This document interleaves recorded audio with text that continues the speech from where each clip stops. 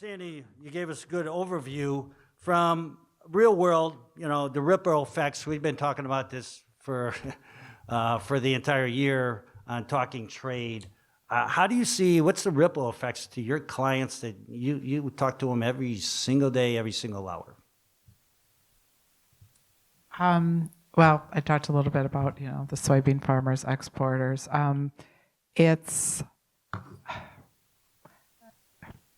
It's bad, in a word. I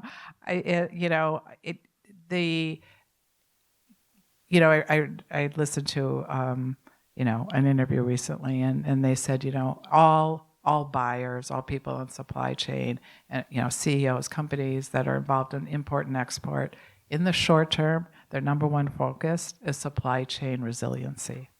In the long term, their focus is supply chain resiliency. And, the challenge is making any kind of decisions or forecasting in this environment is difficult, if not impossible. The speed at which decisions are being made and being implemented are not conducive to, having the time to react and make informed decisions. And again, do any kind of forward thinking. Everybody's in reaction mode.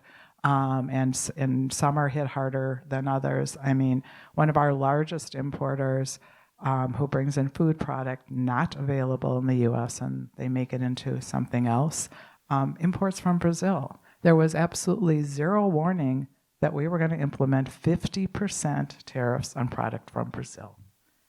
Their business was all but shut down overnight. And so they had dozens and dozens of containers on the water. We made arrangements to put them all in a warehouse where they tried to figure out, oh my God, what are we going to do? And, they have since negotiated with their key customers and so forth and come up with some strategies. We had customers who literally turned shipments around and, refused bringing them in, send them back, before we even clear them.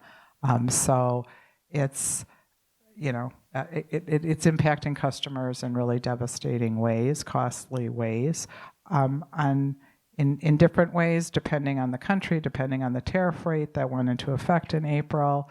They're absorbing it, they're closing margins. And, when we talk about the impact, the one thing I've said many times is we haven't even seen the impact yet because, we put the tariffs in effect. They were announced with that giant poster, all the countries, if you recall. That was in April.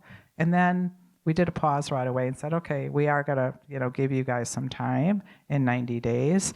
And the higher rates, so we froze it at 10%, and then the higher duties didn't go into effect until a month ago. So that 10% didn't, most companies can absorb a 10% price increase, right? And so most of them and we've talked to our customers on the import side, they didn't pass them on to their customers. So when, all the talk about has there been an economic impact to some extent, but not, it's maybe affecting their decisions on hiring or pricing or whatever, but it hasn't hit the consumer yet. But now that Vietnam and Malay and some of these countries got up to their 30 and 40%, and we've got 50% on Brazil, and we've got, exorbitant duties on India because of, Russian oil. Companies can't absorb that. And if they continue to buy from those countries, it's certainly going to be passed on, to the consumer.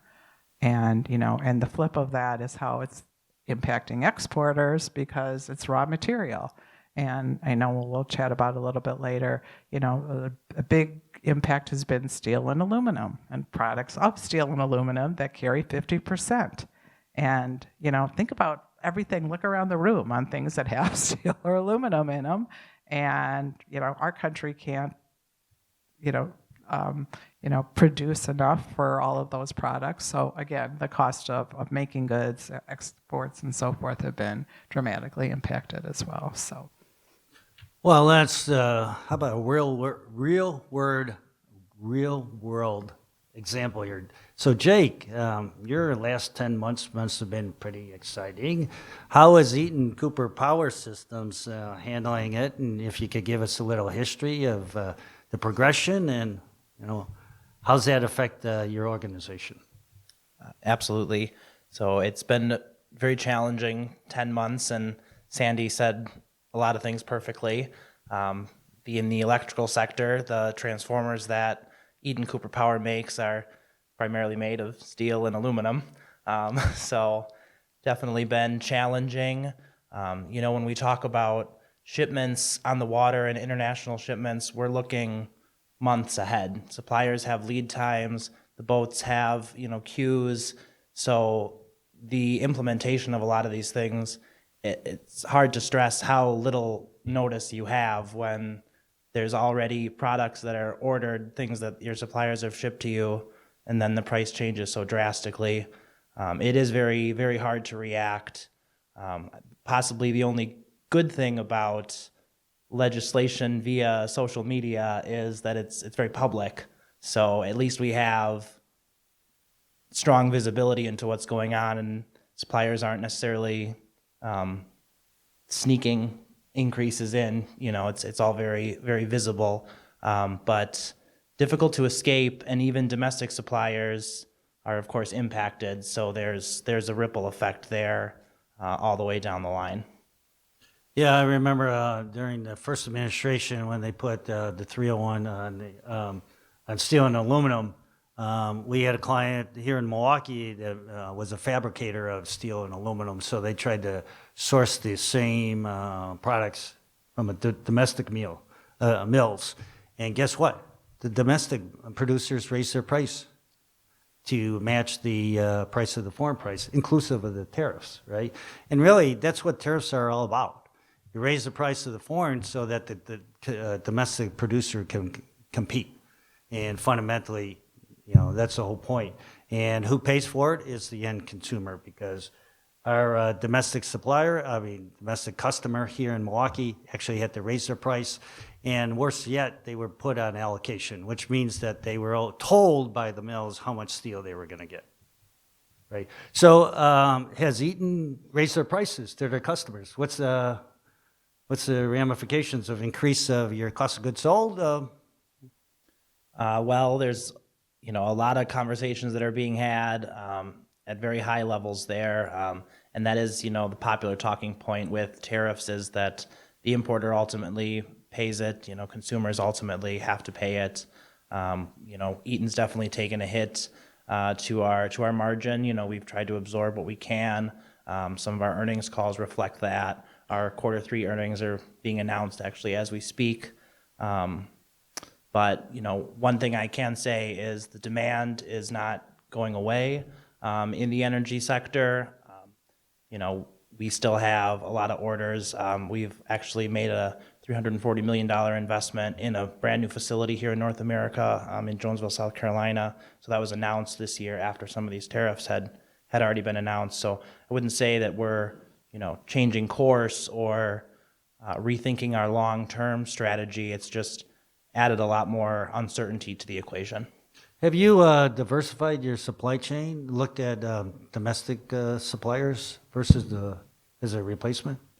We're definitely looking at everything that we can in the industries where it makes sense.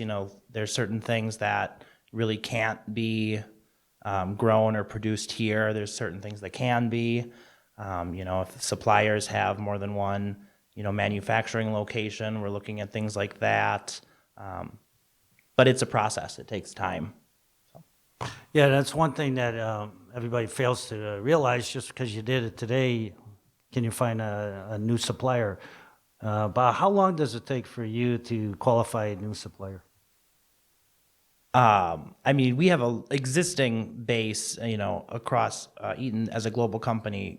We've got 270 manufacturing sites across the world. So there's a lot of suppliers already to choose from that may, Waukesha factories may not be ordering from them, but another factory in another city might be ordering from them. So those are a little bit easier to pivot towards. A brand new supplier, it can take upwards of a year when you look at all the certifications that have to be done, and on-site, testing and auditing of the processes. It can take many years. Is that job security for you? So far, yes. There you go, supply chain students out there. All right, Sue, from an educational standpoint, you're one of the key instructors, professors here at WCTC. How are you teaching and covering the tariffs? How do you talk about this in class? Thanks, Ken. So as Mike introduced at the beginning, we've had a global business program for over 30 years at the college, and it transitioned into the supply chain management program about 7 years ago. So it's not new for us. We've been certainly teaching trade and tariff topics for many, many years. I haven't been here 30 years, but about half that so far. So we really focus on the opportunities and the challenges, looking at both imports and exports, so the global economy overall. It impacts supply chain, business management, marketing, and we have a program called the Import-Export Specialist, which is really geared toward those business professionals that are trying to learn more about import-export in a short-term credential. We count on our advisory committee members quite a bit, so that's Sandi and Jake, as well as others in the room from industry.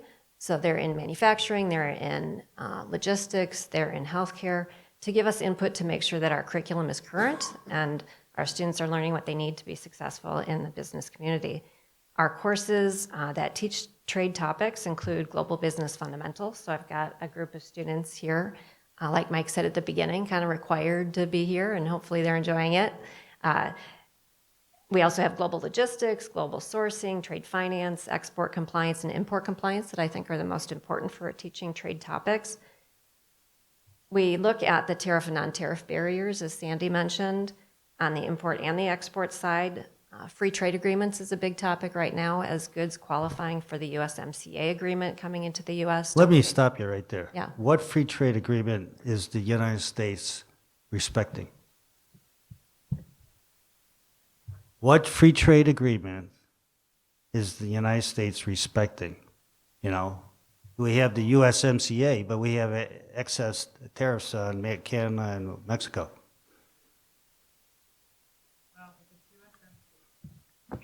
If a product qualifies for USMCA, you are relieved from the additional tariffs. Oh, it is? Still? Yes. Okay, so it's not all the Certainly. products coming from Canada? Correct. And there's some carve-outs for potash and some other bizarre little carve-outs. So yes. See, But you got to get the expert here, Exactly. Okay. So free trade agreements, not just USMCA, but of course that's the most important with trade between the US, Canada, and Mexico. And yes, as it was announced that qualifying goods could still enter the US without the higher tariff, I thought our phones, which we don't have on our desks anymore, but would be ringing off the hook, like, how do we qualify for USMCA? Like, why isn't, there's so much demand for our classes to learn about this topic? We also look at importing, how to become a licensed customs broker. Our instructor, part-time instructor for that course is, of course, for import compliance, is a licensed customs broker. So the importance of having those part-time instructors as well as full-time instructors that bring their real-world examples to the classroom all the time. Incoterms, which is certainly important right now for logistics and for who's paying the tariffs. Looking at payment terms and foreign currencies, and really understanding your supply chain, understanding all the tiers when you're thinking about forced labor, thinking about steel and aluminum content, which may go back 2 or 3 tiers within your supply chain. But the focus of hands-on application and real-world examples with guest speakers and tours. We tour the port of Milwaukee. We've got a couple people here today from the port. So students can learn about logistics locally and the foreign trade zone. Yeah, great. So, Jake, you're a graduate of this program here. What skills did you learn that you do every single day in your job?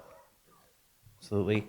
WCTC does a great job of teaching, critical life skills that are directly applicable to a lot of industry, which speaks to the high graduation rate here. Definitely being able to analyze a lot of this information. As Sue mentioned, with steel and aluminum tariffs, it's not necessarily the full full weight of the good, but what is the weight of the good that consists of this, tariffed material. So being able to analyze those kinds of things, being able to do a deep dive and ask, questions too of your suppliers. They're in a situation, and ultimately at Eaton, we like to view our suppliers as our partners. It should be a win-win situation for all of us. I'm curious how easily you're able to get that information, because that's just so burdensome. And for our customers, it can be difficult. It all goes to how well the company keeps records. In some cases, it's painstaking. You really have to look at the full bill of materials, and it goes down several layers, as Sue mentioned, or your sub-tier suppliers. So some of it is a best guess, but we try to use the data that we have to come up with what we can. If there's any possibility of qualifying for the USMCA, what do those paths look like? Anything we can do.